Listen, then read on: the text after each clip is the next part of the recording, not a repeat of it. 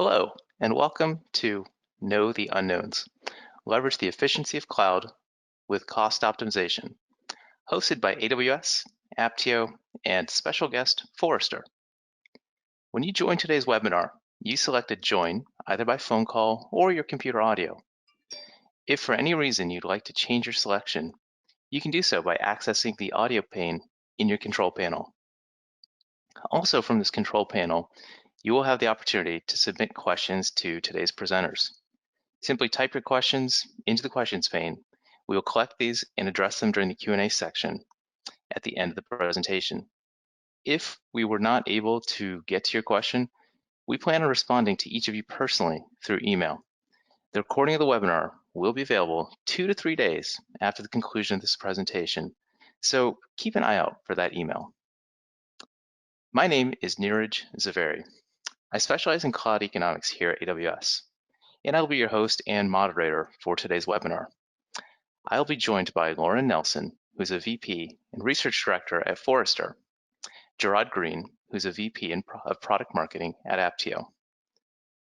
Now, before we get started, I'd like to take a quick poll. What matters most to you and your company about cloud financial management? Please select one of the 3 options below. And we'll give everyone 30 seconds or so to put in their answers.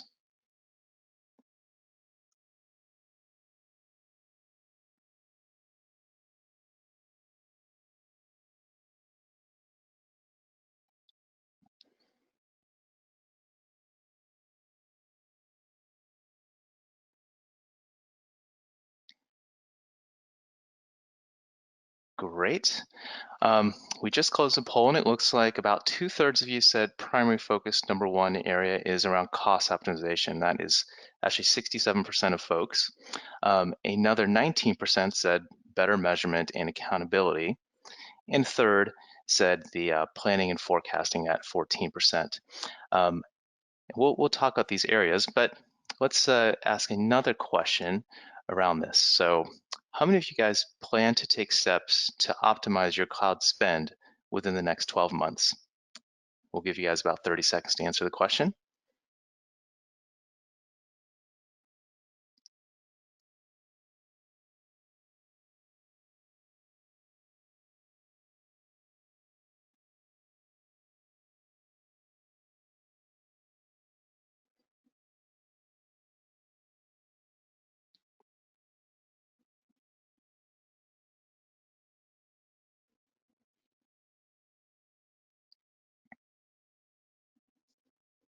Great.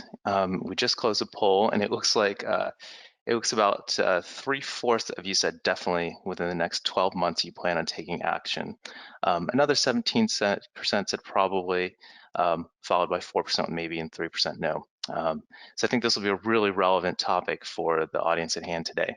So with that, I will hand it over to Lauren to get us started. Thank you. Thanks, Neeraj. Next slide. Hi, everybody, and thank you for joining us today. I hope everyone had a good Memorial Day weekend. So as we get started into this, and I don't know if the slides are delayed a little bit, but next slide, please. There we go. Every industry today is using public cloud. So public cloud has been around since 2007. It's no stranger to the enterprise audience today. And we find that organizations across every single vertical incorporate into their key strategies. Everything from oil and gas to military to airlines to farming, pharmaceuticals, insurance, automotive, utilities companies that are historically very CapEx centric are using public cloud today. Retail, public sector, sports teams have signed with major public cloud providers. Media and entertainment, food, leisure, weather, you name it, every single industry today has publicly talked about their use cases using a public cloud provider. Next slide. But when you look across these different industries at the data, some important things to get an idea about is well, what's total percentage, but also what are they using it for and how much of their environment is a public cloud platform today. So when we look at the numbers, a very conservative estimate is 64% of enterprises in North America and Europe are using public cloud today. We've seen estimates even much higher than this that estimate that over 80% are using public cloud today. When we asked them about what use cases, in the early days of cloud, you saw use cases of websites or a new mobile interface, very much this idea of variable usage and new use cases. But that has changed for most organizations. When you ask companies today about what, you get more diverse answers in terms of what is the total extent of workload that they deem suitable for a public cloud. If you look at a topic like cloud migration, that first came into popularity in 2015, where on the main stage for the first time, we heard stories of companies that were migrating existing workloads to the public cloud. Now, fast forward today, 86% of companies say that migration is part of their public cloud strategy. That is phenomenally high. That shows that a lot of organizations have moved past that initial use case or initial new testing and actually are considering public cloud as a platform that's suitable for existing applications they have. It has more suitability than just for this idea of variable workloads. And when we look at context of this in terms of total application portfolio, it is significant. So a very conservative estimate today is 12.1% of total infrastructure is in a public cloud environment today for any given enterprise on average. And some of the numbers you'll see in market today, especially those that have migration on their roadmaps, report estimates in the 30 to 40% range about their total percentage of infrastructure. Next slide. And when we look forward at where organizations are going, we see that these numbers are only increasing. So when we ask companies about the next 24 months, or next 12 months about whether they plan on implementing cloud, 78% of companies said that they would have implemented or plan on implementing by that time. And when you look at total percentage of workload, you see that even conservative estimates show over a 2% increase year over year on percentage of workloads that will be in the public cloud and their total infrastructure in the cloud by the next 2 years. Next slide. And when you take a step back from this idea of organizations are heavily using cloud and starting to expand the total number of workloads, what's appropriate, and then the overall percentage of their environment, you start to face the first cloud management challenges. And when you talk to organizations about what is your number one cloud management challenge that you're trying to solve in the real time, you get cloud cost that comes up top of mind for everyone. There's no blog, there's no website that doesn't talk about the challenges of navigating cloud costs. So what does that mean? So next slide. When we talk about the complexity of cloud cost management, there's a lot that comes into that picture. So since 2007, when we look at the total options that are available to us, there's a much longer list than there was in 2007. There are more buying options for us to be able to use today, where we can be able to have shorter or longer elements of commit than we did previously. You know, we've got per second on-demand instances available. We have 3-year contracts. We have spot instances. We have reserved instances. We have savings plans. All of a sudden, it's a much more complicated buying market than we had previously. There's also different instance family types and instance sizes. We also see that there's a number of other fees that we need to be able to understand for our workloads, whether that's data out costs, understanding gateway fees, or some of the challenges on navigating a workload that spreads between an on-prem environment and a public cloud environment. We also see organizations trying to figure out, well, where is my waste? I have such a large percentage of my portfolio in public cloud today. There's all this excess stuff that I'm not necessarily capturing or identifying.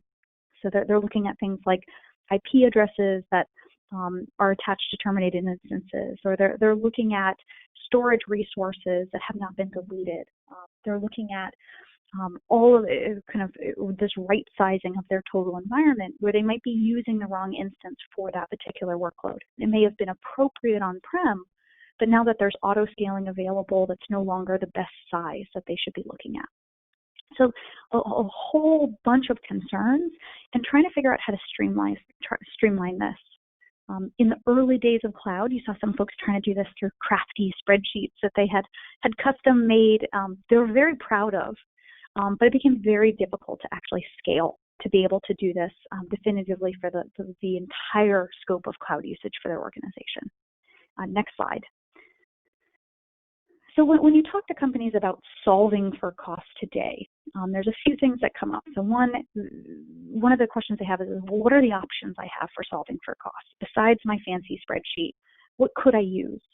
And there's several different categories in which folks solve for cloud cost optimization today. There are capabilities in the native management platforms that allow you to optimize cost natively. There are standalone cloud cost monitoring and optimization tools that specialize in cost optimization. There's hybrid cloud management tools that have a cost optimization module as part of it. There's managed public cloud offerings. So if you're using a managed service provider to manage your cloud environment, many of them white label a cloud cost optimization tool as part of that service, whether they're providing these insights as part of that experience. In terms of not just the ways you could solve for this, but what should you expect when you're looking to try and solve for this today? A few things to know. So one, the recommendations focus on improving infrastructure services. So if you're looking to get better recommendations on which app or developer service to use, note that a lot of the cost management capabilities today are about how to optimize your infrastructure services that you're using. There's a few that do database services, but primarily focus on that infrastructure service component. The 101 level, what most solutions do today is they identify waste. So they're able to find those unattached storage volumes, unattached IP addresses, orphan snapshots. They're able to try and be able to identify where you are spending, where it's not efficient for you. They also try and be able to provide some sort of optimization recommendation to right size the instances that you have and the period in which you've committed to those resources. So they'll make recommendations about whether you should be using a reserved instance when you're using on demand. They'll recommend whether you should change the reserved instance you've committed to. And not only change it once the actual reservation period is over and when you have the chance to purchase new reserved instances, and how to optimize with those environments today based on what you've already purchased as well. You should also look at what they collect. Where do they get their data from? Most tools today, they get information directly from the billing information itself, as well as from monitoring tools, whether those are native monitoring tools or being able to get monitoring insights from third-party tools like an APM offering or an infrastructure monitoring capability. So being able to get an idea of health and an idea of how much you're spending and being able to provide insights based on those two. Next slide. Now, if you're going through all of this and you're thinking, wow, we don't really do anything to monitor our costs today, you are not alone. Today, only 55% of companies today actively monitor their cloud bill, and this is of cloud adopters.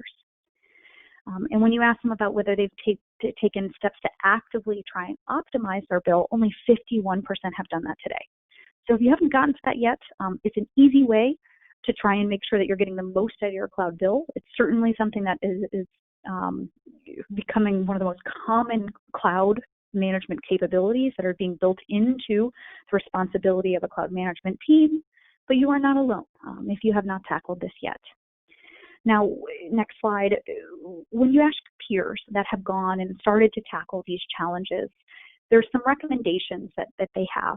So when we've asked your peers kind of what are their pro tips for trying to solve for cost today, this is the advice that they have for you. So first, don't use a spreadsheet. Use the tools available. It is a waste of your time of FTE hours building and maintaining. And even those that have built wonderful spreadsheets have said, nope, we've retired those spreadsheets. We've gone to the tools because the maintenance of those tools, the short-term deals that are available, we just can't take advantage of it as quickly as those who are using the tool. They say continuously optimize. So this isn't just a one-time feature. Yes, you get a good optimization bonus when you turn the tool on for the first time and you're fixing some of the instances that are not configured correctly today. But then they see that as you're provisioning things over time, as your usage changes for different applications, you do continuously benefit from having optimization be an ongoing task in your organization. It is not one time. They say that get your reserved instances correct. And I've heard companies say it takes 6 months to get your reserved instances right. Others believe that cost optimization tools help them accelerate that process and be able to commit to reserved instances more quickly. But that can make a big difference on total spend. They say keep pricing simple. So although there's different ways you can choose to do cost optimization software licenses, they say stick with it simply. They said they tried to over-architect some of the building. It ends up being confusing for their developers, and that for them, it's really easy to communicate to developers that the amount they spend on the tool equals the percentage of cloud spend they have. Or a very simplistic model is very easy to communicate to developers, where more challenging ones tend to weigh down and make it harder to communicate with their internal stakeholders. They say leverage data to facilitate business combos. So a lot of folks say, this tool lets me start a convo with someone on the dev team. I haven't previously been able to communicate with the dev team and have them take my advice on how they should be managing their cloud instances or reducing their fees. These charts, these dashboards give me a conversation starter. They say test and enable auto remediation. So a lot of folks are uncomfortable with auto remediation at first. As companies experience more scale and get more comfortable with the tools, they're actually enabling this auto remediation over time, especially for certain environments. So they might enable it for their test dev environment, but then not do it yet for their production environment. So look to those tools. Strive for proactive improvements as well. So today, a lot of cost optimization is reactive. You've provisioned resources, you're looking where you can cut costs, and then you're cutting costs. Look to see where you can be more proactive, where you can improve the optimization of environment at time of provisioning, whether that's providing in-portal advice to a user about what to provision or what the right instance is, or to help your users have best practices to follow when they're going through that provisioning process, or build within their development tools to provide these same type of recommendations. And then finally, they say ensure that complexity adds any real value. So anytime in a cloud strategy, regardless of whether it's focused on cost, anytime you're adding complexity to environment, make sure that there's a payout to it. As technical individuals, we tend to over-architect things, we tend to overthink things and try and think of every situation, and it ends up making things overly complex and ends up not equaling the benefit that it provided. So really think heavily when you're adding complexity into these environments. And finally, next slide, when organizations start to think about how to engage in cost optimization tools, we provide a guide. So Forrester actually wrote a report that's top 10 facts you should know about cost optimization that goes through everything from what tools you can use, what to expect in terms of pricing, how they price it, ROI expectations. Spoiler alert, ROI does come quickly, and we do not say that for most tools. It's hard pressed to find that in many reports, but it really does pay out very quickly for cost optimization capabilities. And you'll find other information about here in terms of what plays in this space, as well as how to switch from more of a reactive optimization model to more of a proactive model. So with that, thank you, everybody. I want to pass things over to Niraj, who's going to talk about AWS capabilities specifically. Great, thank you so much, Lauren. So today what we'll talk about on the AWS side is first what we tend to see around cloud spend, and we'll talk a little bit about the origin of that, and we'll dive a little deeper into what the discipline of cloud financial management is and how associated activities can be used to improve the actual unit economics of using AWS and drive positive business outcomes. Next slide, please. Thank you. So the slide you're looking at here really highlights the traditional process for budgeting, requesting, approving, procuring, and installing physical infrastructure. And it's one that frankly has been learned over many decades of running infrastructure. What we typically see is that you have an engineering or an IT team that's typically requesting some sort of hardware resource, compute. And so then you have a finance team who's involved acting as essentially an approver to understand how it fits in, as well as a procurement sort of a function. And then you have an operations team, which is installing the infrastructure, making sure that it's got the gold standard and ready to be utilized by the original requester. This process increases the cost of failure for organizations due to the long-term nature of these investments. If you think about approvals, procurement cycles, and general operationalization activities, these all slow down the ability to experiment and innovate for our technology teams, ultimately increasing the total cycle time it takes to get the resources that you actually need. It really is a model which increases business risk and reduces agility. It's fundamentally a problem that we see that can be solved on AWS. Next slide, please. What you see on AWS is, with this chart here, is around cloud technology consumption. What we see is that technology teams are able to innovate faster due to the decreased approval, procurement, and infrastructure deployment cycles. We also see that cost of failure is eliminated or greatly reduced for our finance organizations, since they're usually just a few clicks or API calls away from terminating cloud resources where needed. We see that technology teams, though, are no longer just builders, but they're operators and owners of their products. They're responsible for most of the activities associated typically with finance and operations teams, including the procurement and deployment of resources. This is a pretty big transformation for organizations used to working in that old model that we just discussed. As such, we really need to think about the best way customers can undergo this transformation successfully. How do we make this transformation? And that really is where our cloud economics, cloud financial management practice comes in at AWS. We're here to really help you understand how these processes should be redesigned in this new world. Next slide, please. So when you're thinking about how to address excess cloud spend, it's really natural to think about the reasons and root causes at play around cost optimization. Walking through this from the top left to the bottom right. First is that AWS offers on-demand provisioning capabilities that make it easy for pretty much anyone to spin up resources. Second is that we offer over 200 services, each with different resource types and different pricing models, from on-demand, reserved, and spot, as well as savings plan. This flexibility is really powerful, but we have to learn how to navigate it. We also see that if infrastructure is over-provisioned, it often does not get resized when it's moved to AWS.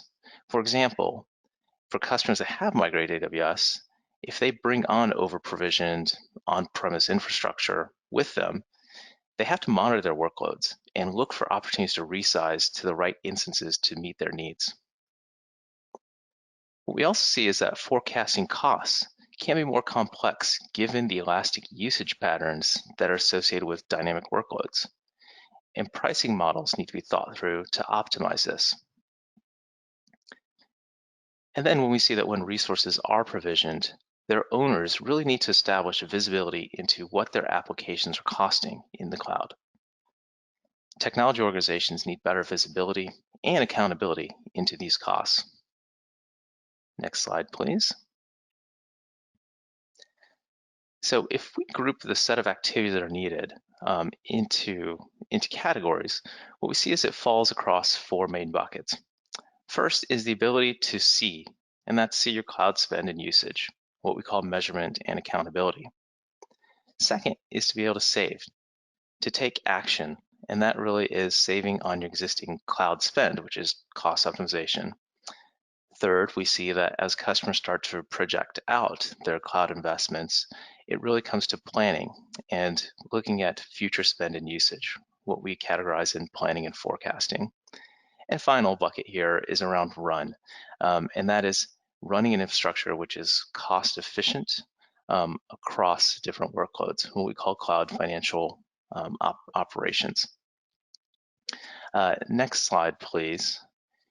And what we'll do here is we'll walk through each of those categories in a little bit of depth. So first, what you'll see is the measurement and accountability category, or C, as we previously called it. When we review the activities in each of these, I'll draw a direct relationship to an activity and a business outcome. For example, within measurement accountability, we focus on creating an appropriate level of granularity here. The idea is to understand what cost and usage is and have visibility to it. And a typical activity here is that it's around helping to create a cost and account structure for the resources that are being deployed on AWS. Obviously, a pretty important activity. The benefit of this is that by doing so, what we see is that our customers are able to create a natural relationship between AWS and their spend. The workloads that are using them, the environments, and they can then go to the engineering teams that Lauren had spoken to previously. They can go to the line of business leads and provide detailed accountability around the actual spend that is being incurred. Next slide, please. And here we'll talk about cost optimization. And again, cost optimization focuses on reducing the cost of your AWS footprint through technical and commercial optimization. An example here of cost optimization is implementing processes to identify resource waste. This can include right-sizing to meet your capacity needs. It can include terminating underutilized or idle resources. The outcome of this is that what we see is our customers are able to recoup the savings from over-provisioned or unused resources. They can then take that money and reinvest it back into experimentation. Next slide, please.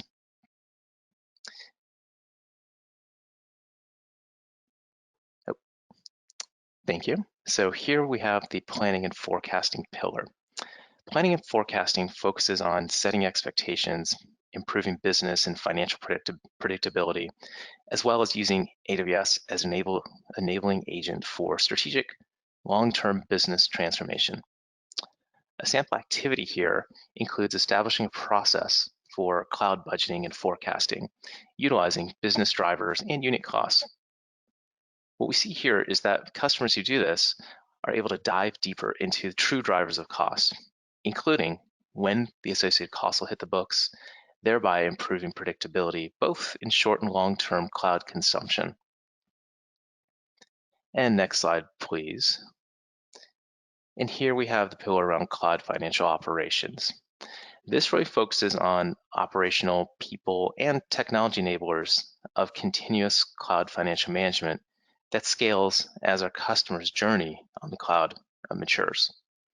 An example activity here includes investing in people through education, in governance through process, and tools, which is automation or third-party providers as you scale. What we see here is that customers who invest in this area are able to push their cloud financial knowledge management to individual builders who they themselves become more cost conscious and focused. They build mechanisms into their applications that minimize cost-related technical debt as they scale in AWS through consistent and repeatable guardrails. Next slide, please. And here we'll put it all together. What we see here is that we've defined a formal, disciplined approach at managing, optimizing, predicting AWS costs in a continuous manner. Thank you, and I believe next I'll hand it to Gerard at Apptio.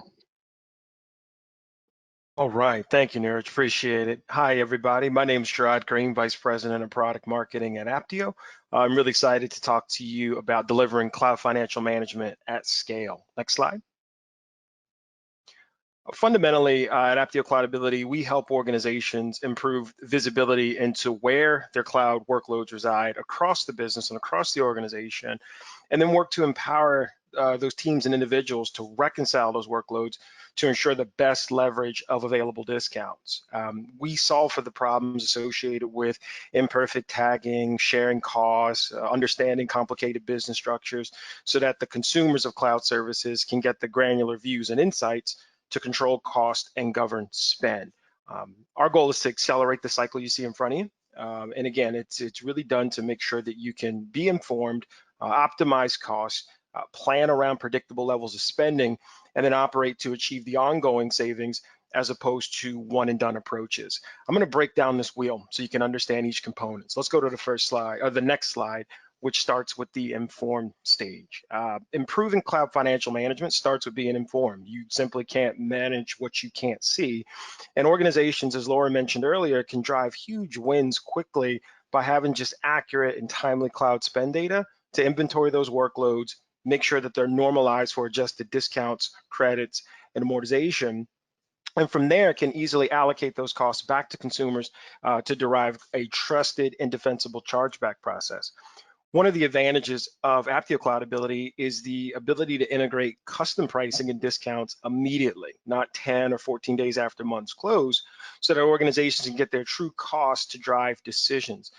This doesn't just only provide a comprehensive understanding of spend, it drives accountability through the building of trust, empowering your stakeholders to have accurate, actionable information that matches their understanding of cloud spend to their team and their roles.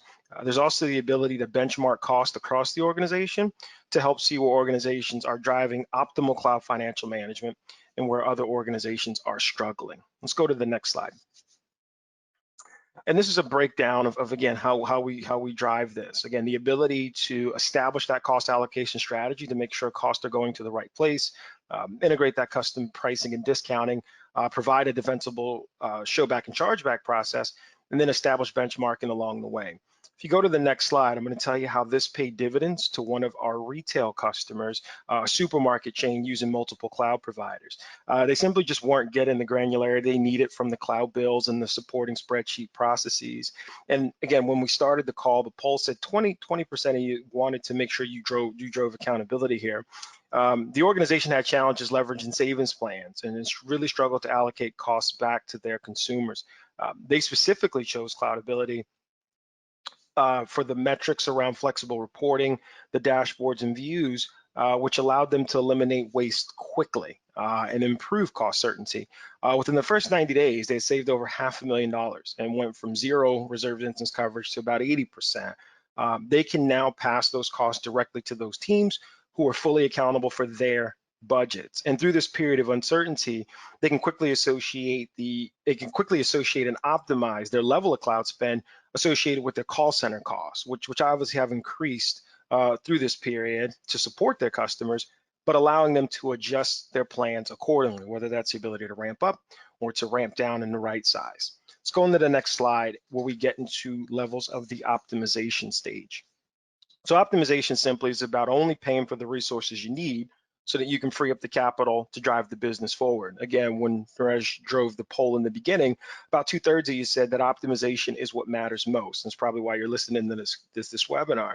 So as mentioned in the previous story, one of the ways you optimize is just to detect the anomalies. And that's a huge win for some of our customers. That identification of waste, what's been left on, what can be turned off, can account for a huge dividend. And again, when we think about cloud waste all up, Laura mentioned that this can be as high as 30–35% for most organizations with their cloud bill annually. And these quick savings are often enough to fund and justify the purchase. This is where that quick ROI Laura mentioned comes into play. Let's go to the next slide. So again, once these workloads are inventoried and reconciled, we're able to help you centralize your commitment in the buying process and then provide you recommendations for both reserve instances and savings plans through a unified experience that allows your consumers to make informed trade-off decisions and empower them to take action on those recommendations, understanding the long-term implications. The ability to right-size workloads is done through Apptio's Cloudability's ability to leverage trillions of hours of usage data, algorithms, and machine learning to continuously generate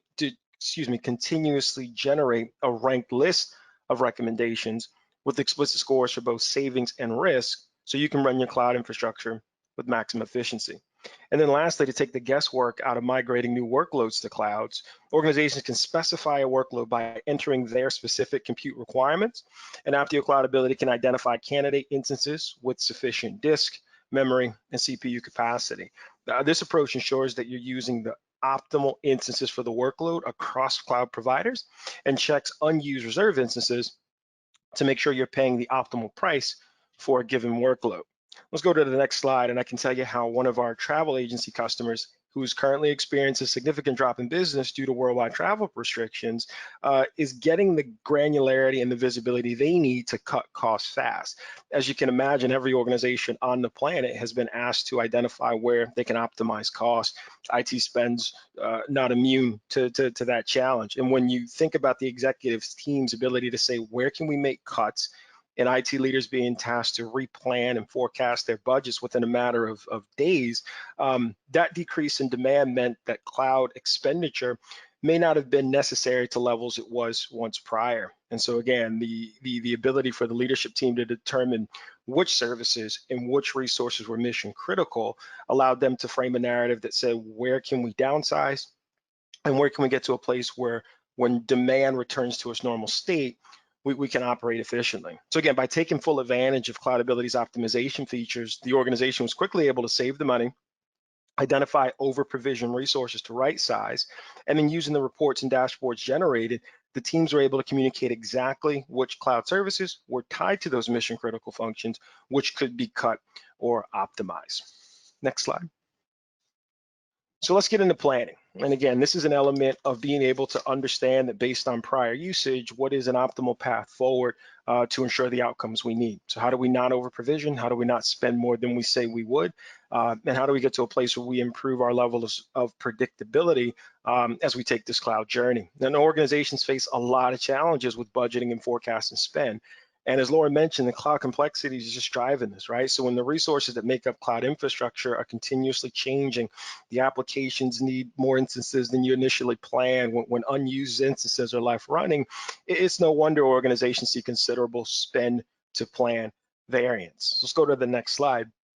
And I want you just with me to just imagine a world where you can actually track spend in real time, understanding time periods, understanding consumption, and understanding accountability in a single view, so that you can predict where your spend is headed and then do something about it before it's too late. And this is the world that Apptio Cloudability customers live in. Their ability really to set and define accounts and services that map to organizational and financial reporting structures through our views feature allows projects or team level budgets to be seen and allocated in a single view. This allows them to review budgets and cloud providers through a single pane of glass. Again, the centralization of where the workloads are and our ability to make informed decisions about right sizing and optimizing those workloads. They can now track how they're trending and ensure that they stay within their budgets and use month-to-date analysis for an accurate view of the current month against the previous month's trends. And again, this allows them to quickly identify their biggest spend drivers and the variables associated with them. It's also important for them to be able to set notifications and alerts at intervals of their choosing, so they can be informed of when they're on or off track to exceed the budget. Improving cost certainty is one of the biggest benefits our customers ascertain. And again, if they can reduce their budget variance by as much as 75%, with some organizations spending within 5% of their plan month over month, which again is part of the predictability most of you raised your hand for when asked what was your biggest driver for cloud financial management. I'll go to the next slide and show you how one of our customers, SaaS video infrastructure encoding company, was able to do this. They simultaneously leveraged all of the major cloud providers and needed to address executive concerns about the increasing levels of cloud spend and the spend to plan variance that they were running into month over month. They were really in search of a better way to monitor and control those costs, and identified and selected Apptio Cloudability. They started simply just shutting things off, right? The dev and test instances to realize initial savings, going back to that quick ROI we talked about, and then followed up with the right size and recommendations and following the right commitment strategy in that optimized bucket. But really where they're getting the most bang for their buck is using our business metrics feature, which allows them to map cloud costs against a business metric like customer growth to see how cloud costs impact their cost per customer goals.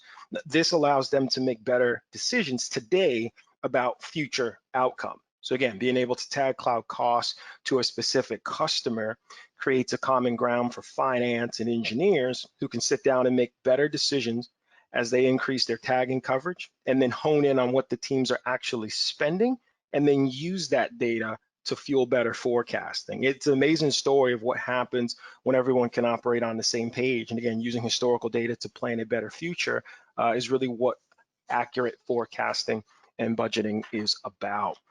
And then last but not least, if you go to the next slide for me, we'll talk about operations. So again, in that last kind of Amazon phase, they talked about operate. We talk about it as well. We strongly recommend that cloud cost optimization isn't a one and done thing. Once you improve your ability to see and then optimize and plan, you can now institute a series of processes that allow you to achieve ongoing savings of 15% or more. And this is where the practices of cloud financial management get established and ultimately automated to drive more value for your organization. Next slide. So again, the value of this really rests in your ability to get the data to the cloud consumers that need it in the context that they need it in. Having IT finance on board with this, the business all on the same page with spend and usage insights. And for over a decade, Apptio as a brand, as a company, has helped IT leaders develop this Rosetta Stone by shifting the dialogue from bytes, bits, feeds, and speeds into things like time and money and dollars, the things that the business understand and obviously fundamentally cares about. So this practice of technology business management is deployed within thousands of organizations worldwide and has been used by CIOs to help teams communicate the cost, quality, and value of IT to their business partners so they can drive more innovation within their organization. Apptio Cloudability is no different in this regard, right? And this is done through the business mappings I talked about, right? Empowering organizations to automatically overlay a business structure on top of cloud spend that connects IT, finance, and line of business teams is really critical. So this business mappings is a rule-based engine that categorizes cloud spend to the specific taxonomy of the business, enabling organizations to optimize the unit economics of a given application, service, or business unit. So this enables full integration of IT operations tools and system-generated ERP and CMDB cost center codes that are understood by humans, and reports and dashboards then become more meaningful and more impactful. So with these mappings, the finance, procurement teams simply don't need to understand EC2 and EBS and S3. They can work with cloud spend in terms of applications, products, services, business units, anything that the business derives value from, and then develop the cloud cost KPIs that matter most to them so they can drive optimal cloud financial management. This is best told through the story of one of our streaming media companies in the next slide, who, as you can imagine, right, with all of the change in the last couple of months, have hit all-time highs in terms of streaming. And they've experienced enormous increases in demand for their video streaming services. They leverage the scalability and the elasticity of cloud to meet that demand, but ultimately need to understand how this impacts their unit costs and ultimately their bottom line. And that sudden increase in demand had a knock-on effect of cloud costs to support those streams. So with pressure to cut costs amidst this challenge we're all in, IT quickly needs to determine, were they experiencing rising cloud costs per stream, or if the increased cloud costs were simply a result of increased demand. And leveraging this business mapping feature, the company was able to calculate their average cost per stream over time, right? Multiple dimensions. By comparison, historical averages to the current cost per stream, they're now able to show that their unit costs have remained flat. So again, the rising costs were a result of demand and their COGS weren't affected. And this is one of many examples of business metrics in action that we would love to have a richer conversation with you about. So we go to the final slide. I just hope, again, you found this very brief overview of the depth of Apptio Cloudability very informative, and we're happy to answer any questions you or your teams may have. So with that, I will pass back to Narej. Thank you very much. Thank you, Gerard. So we've had a few questions come in through the question stream here. So Lauren, it looks like the first one's probably best answered by you. And someone here is asking, what's the greatest pitfall that you see for a company that fails to implement an effective cloud strategy? Yeah, so typically when companies struggle at implementing an effective cloud strategy, and we're not just talking cost optimization here, we're talking broader cloud strategy. And typically where organizations struggle is they go too far, they go too complex. So they've got this plan on paper, and they're deciding they're going to do every single possible part of a cloud strategy they could, and they want to tackle all of them at once and have this complete plan that launches. Whereas a lot of effective cloud strategies today launch on a specific effort that's urgent or particularly critical, and then they look to build out from there. When they're looking at tools, when they're looking at how the strategy will expand, they certainly look at where they want to go and trying to see, does this fit into that future plan? Are they planning ahead for what they will do? But they're doing the initial push, the initial plan based on a smaller, more doable project. So if you're just getting started, I'd say that's one big piece from your peers. You'll also find that a lot of your peers constantly revisit their cloud strategy. Some companies claim they revisit their cloud strategy every 3 months.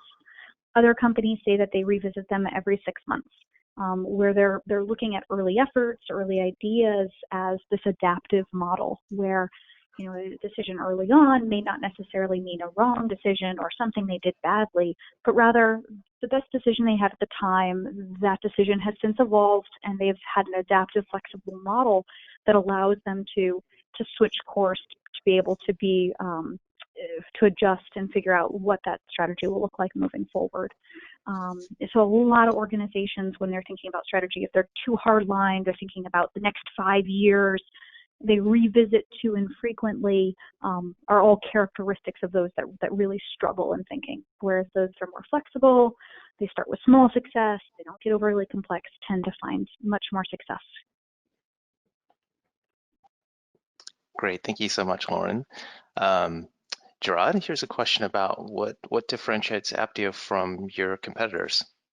Yeah, you know, in addition to some of the compelling features we spoke to, namely the multi-cloud cost optimization, the business mapping and metrics features, one of the things that makes Apptio different is that we remain independent, best of breed IT financial management platform that helps you ingest and structure data from over 350 source systems, including cloud service providers, right? And we are able to structure that data into an industry standard classification and taxonomy, our Apptio Technology Business Management Unified Model.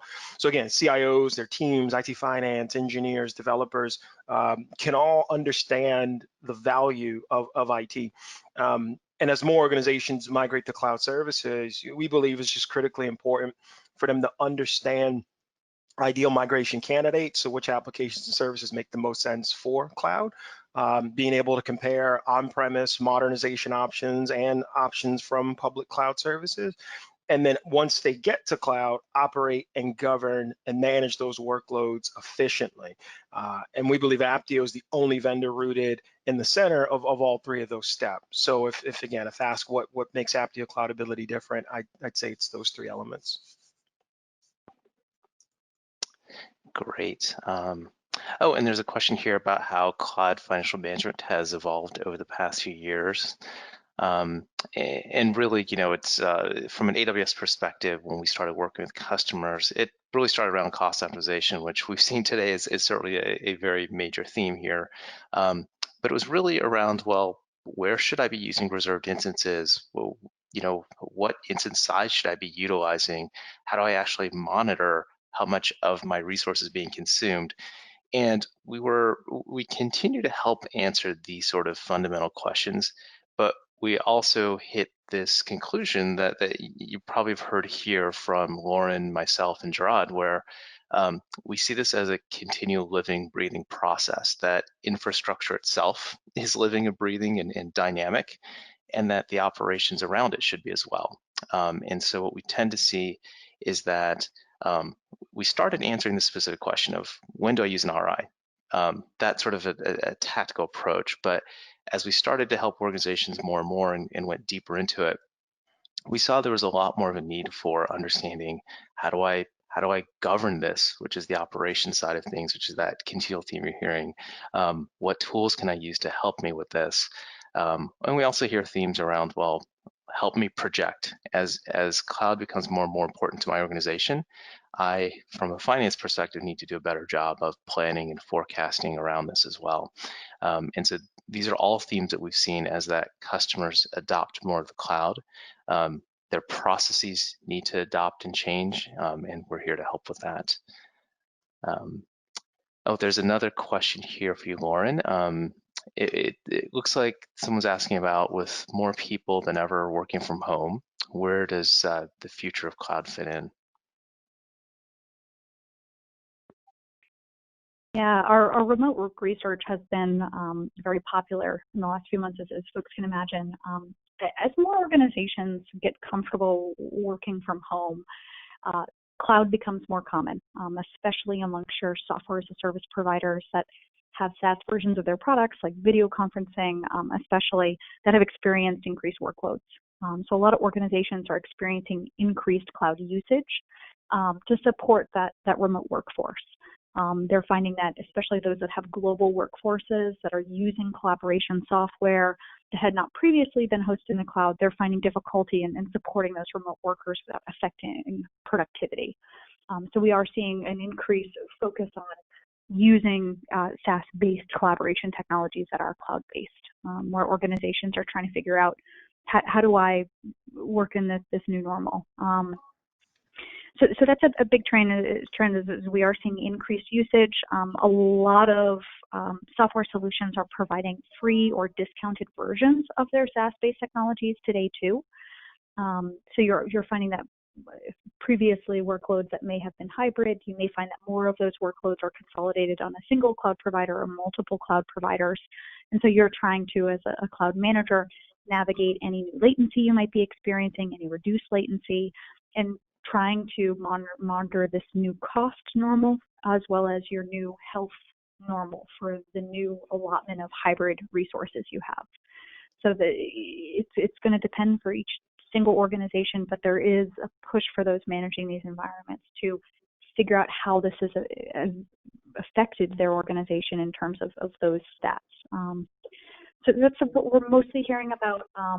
There's also a lot of research we have on this around what this means for SIs and GSIs that are supporting remote workforces, around how this is changing contracts experienced in terms of remote workforce, as well as new interest in security tools.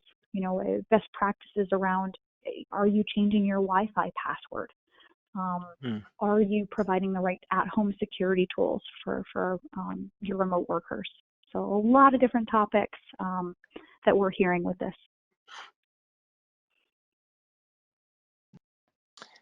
Thank you, Lauren. Let's see, Gerard, it looks like here's another one for you. It's around, when should an organization start considering using a third-party tool? Yeah, I think Lauren mentioned it in her section. I think is worth doubling down on here. I think when the cloud complexity starts to warrant it, when you start to see multi-cloud, when spend starts to increase significantly, when you start driving cost overruns and challenges associated with allocation and tagging and governance, it probably becomes time to look at a tool that allows you to get some scale here. What we hear from most of our customers is that native tools made a lot of sense when they began the journey. So when the requirements were simple, it made sense. But as they've kind of gone to multiple cloud environments and the complexities increased dramatically, the ability to normalize those costs has surfaced. Native tools sort of don't fit their bill to be able to check the box in that regard. So for allocation, for shared costs, for tagging, these things really floated to the top of the requirement list. So I'd say if you're an organization that assumes your cloud spend will only increase year over year, and they don't have to put a number on it, but if your cloud spend set to increase anywhere between 10 and 15%, as well as the number of providers you use, third-party tools start to make a ton of sense to help you manage for the complexity that you'll ultimately run into. So I'd give that advice to the person that asked that question. Great. Oh, and here's another one for you, Gerard. It's someone's just asking in general, how does Cloudability, Apptio Cloudability work? Is it agent? Is it SaaS-based? How does it work? It's a SaaS-based tool that injects cloud billing data directly from the provider, so no agents required. Great. And someone else here is asking about, I guess just summarizing here, essentially, how do I get started? And typically, it's defining what the scope of that is. And so that's working with an account manager and saying, okay, what workloads do we believe make the most sense for the cloud? And then working with your account manager, potentially your solutions architect, to define what it would look like on AWS.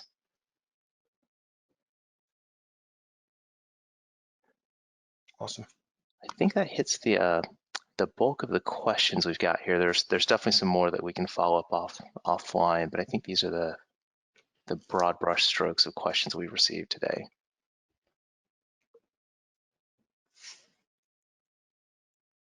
Great, so thank you everyone for your time today. What you'll see here is just a few links as far as next steps. So first off, there is a free trial of Cloudability. You'll see the link here on your page. In addition, of course, there's also the ability to try AWS itself for free with the link below. Again, this session is being recorded and it will be available in about 2 to 3 business days. Thank you all for your time today.